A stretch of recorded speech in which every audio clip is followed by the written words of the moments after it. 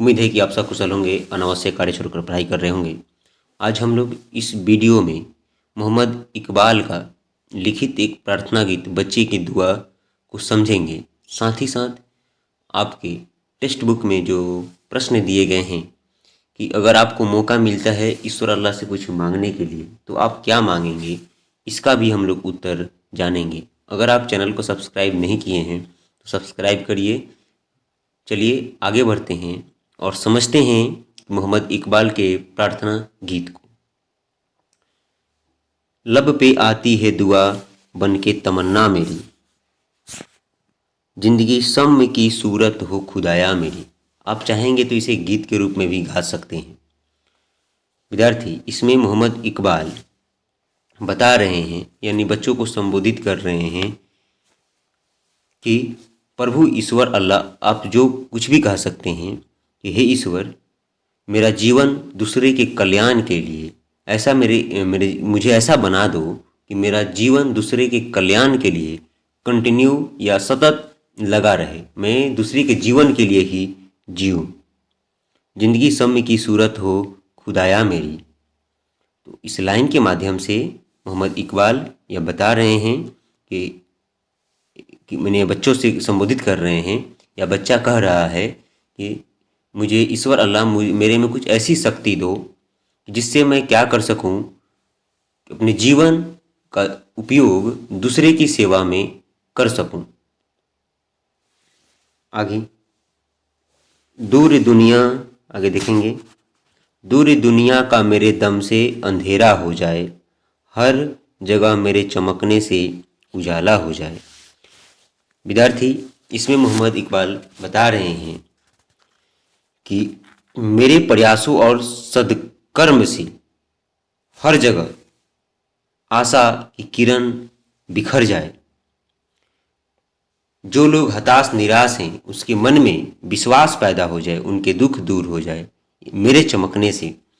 दूर दुनिया का मेरे दम से अंधेरा हो जाए, हर जगह मेरे चमकने से उजाला हो जाए। मतलब यही है कि बच्चा ईश्वर अल्लाह से प्रार्थना कर रहा है, ईश्वर अल्लाह मुझे ऐसा बनाना कि जो संसार में समस्याएं हैं उसे मैं ख़त्म कर सकूं और मेरे चमकने से लोगों का कल्याण हो, मेरे कर्मों से लोगों का कल्याण हो, मैं कुछ करूं उससे लोगों का कल्याण हो। इस प्रकार की बात है। आगे देखिए, हो मेरे दम से यूं ही मेरे वतन की जिन्नत, जिस तरह फूल से होती है चमन की जिन्नत। विद्यार्थी, इसमें मोहम्मद इकबाल कह रहे हैं, यहाँ जिन्नत का मतलब शोभा होता है, शोभा, कि हो मेरे दम से यूं ही मेरे वतन, वतन का मतलब देश। इसमें कह रहे हैं कि जिस शक्ति या गुण से जन्मभूमि का गौरव बढ़ सके, मतलब जिस जमीन पर मैंने जन्म लिया उसका नाम हो सके, उसी प्रकार जिस प्रकार से फूलों से फुलवारी की शोभा बढ़ जाती है, वैसे ही मैं अपने कर्मों से कुछ ऐसा करूं कि सुंदरता का केंद्र बन जाएं और अपनी देश की नाम रोशन कर सके, जहां मैं जन्म लिया हूं उस जमीन का नाम रोशन कर सकें। ये मतलब है। आगे देखिए, जिंदगी हो मेरी परवाने की सूरत या रब, इल्म की सम से हो मुझको मोहब्बत या रब। दोबारा, जिंदगी हो मेरी परवाने की सूरत या रब, इल्म की सम से हो मुझको मोहब्बत या रब। विद्यार्थी, इसमें मोहम्मद इकबाल कह रहे हैं कि जो जीवन है वो अच्छे कर्मों के लिए क्या हो जाए, समर्पित हो जाए। मन हमेशा कल्याणकारी विचारों से डूबा रहे, अर्थात वैसे कार्य में मन लगा रहे जिससे मानवता को कल्याण हो, सच्चाई का बोध हो।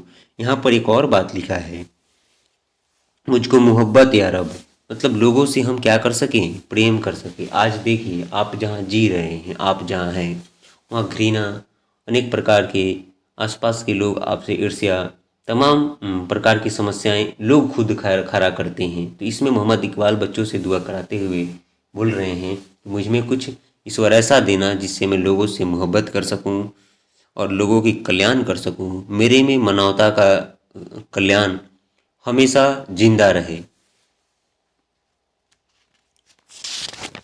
आगे, हो मेरा काम गरीबों की हिमाकत करना हिमायत करना सॉरी हो मेरा काम गरीबों की हिमायत करना, दर्दमंदों से जैफों से मोहब्बत करना। यहाँ जैफों का मतलब विद्यार्थी ब्रीद होता है, या क्या बोल सकते हैं, बूढ़ा व्यक्ति हो सकता है नहीं, होता ही है।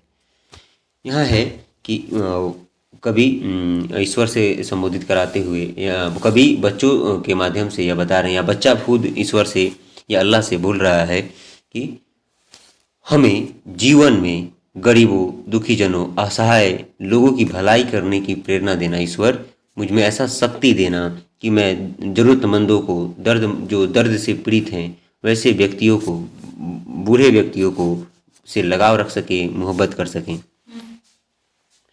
मेरे अल्लाह बुराई से बचाना मुझको, नेक राह जो हो उस पर चलाना मुझको। इसमें बता रहे हैं कि मेरे अल्लाह बुराई से बचाना मुझको, नेक राह पर, नेक जो राह हो उस राह पे चलाना मुझको। विद्यार्थी एक बार दोबारा मैं इसे पढ़ के बता रहा हूँ, ये लाइन मुझे अच्छा लग रहा है। अच्छा तो सब लाइन है, लेकिन ये लाइन थोड़ा मुझे और अच्छा लग रहा है। मेरे अल्लाह बुराई से बचाना मुझको, नेक जो राह हो उस राह पे चलाना मुझको। इसमें मोहम्मद इकबाल कह रहे हैं, ईश्वर से प्रार्थना कर रहे, अल्लाह से प्रार्थना कर रहे हैं कि हे ईश्वर, मुझे बुराई या बुरा कर्म करने से मुझे बचाना और अच्छे राह पर चलने की मुझे प्रेरणा देना, जिससे मैं अच्छे कार्य कर सकूं। यानी कह सकते हैं कुमार्ग से, जो खराब रास्ते उधर से हटकर अच्छे मार्ग की ओर बढ़ सकें, लोगों की भलाई कर सकें और खुद अपनी रक्षा कर सकें।